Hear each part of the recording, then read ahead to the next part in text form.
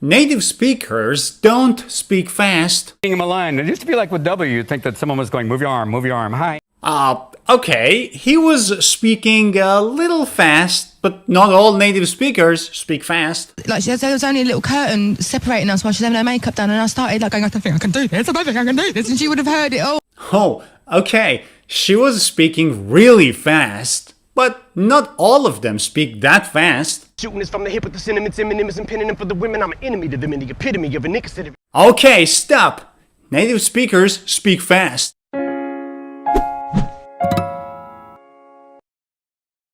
Hello, my name is Maddie from Piece of Cake English, and in this lesson, we are going to learn how to speak fast and understand native speakers.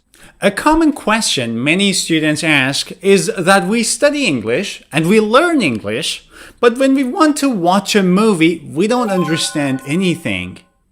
That's because native speakers connect everything in a sentence when they want to speak, which is called linked speech. Words are often linked together instead of being said separately. But don't worry, because today I'm going to teach you some very common phrases that native speakers often use and link. Number one is what do you, which is a very common sentence in questions. What do you? Now, a native speaker would never say, what do you? Instead of what, they would say wa. And instead of do you, they would say do you. Do you? What do you? What do you? Instead of what do you, they would say what do you? What do you do? What do you do? What do you do? What do you do? What do you do? What do you think? What do you think? What do you think? What do you think? What do you think? There is another reason why you sometimes can't understand what other people are saying, and it's because of the tone. For example, listen to this one. What do you think? What do you think? He was saying, what do you think? Listen again. What do you think? What do you think? The reason why it was hard to understand what he was saying was because of his tone of voice. He was mumbling. So it's not always because they speak fast. Sometimes they may use an unclear tone of voice. But anyway, this lesson is about fast speech. So let's get back to the lesson. Let me share a very important tip. When D reaches Y, native speakers pronounce it as J, not D and Y. They would say J. For example, did you? You see, D is near Y, so you would say J, and you would pronounce it did you. Did you. Did you. Did you. Did you? Did you? What did you do? What did you do? Instead of what, you say what. What did you do? Now say it fast. What did you do? What did you do? What did you do? What did you do? How did you find me? How did you find me? How did you find me? How did you find me? How did you know? How did you know? How did you know? How did you know? Another example is would you, which would be would you. Would you? Would you? Would you? Would you? Would you like coffee? Would you like coffee? Would you like coffee? Would you like coffee? Would you like coffee? What would you do? Say it with me. What would you do? Now faster. What would you do? What would you do?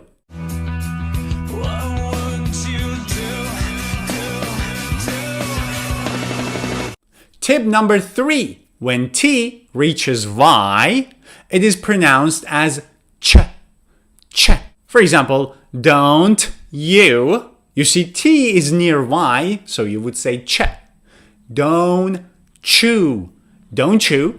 Don't chew. Don't you? Don't you get it? Now, instead of get it, a native would say get it, get it. And instead of don't you, they would say don't you, don't you. Don't you get it? Don't you get it? Don't you get it? Don't you get it? Don't you get it? Don't any of you get it? Don't you get it? Another example is let you, which is let you, let you, let you. I can't let you go. I can't let you go. I can't let you go. I can't let you go. I can't let you go. I can't let you die. I can't let you die. I can't let you die. I can't let you die. I can't let you die. The next phrase, which native speakers often link and say it fast, is how is it? They would say how's it? How's it? How's it? How is it going? How's it going? How's it going? How's it going? How is Andy? How is it possible? How's it possible? How's it possible? How's it possible? How's it possible? Sometimes when native speakers want to talk fast, they would remove some parts of a sentence. The sentence would be grammatically not correct, but native speakers use it because the other person understands what you want to say. They just remove some parts of the sentence. For example, a very British kind of sentence is, do you fancy a cup of tea or coffee?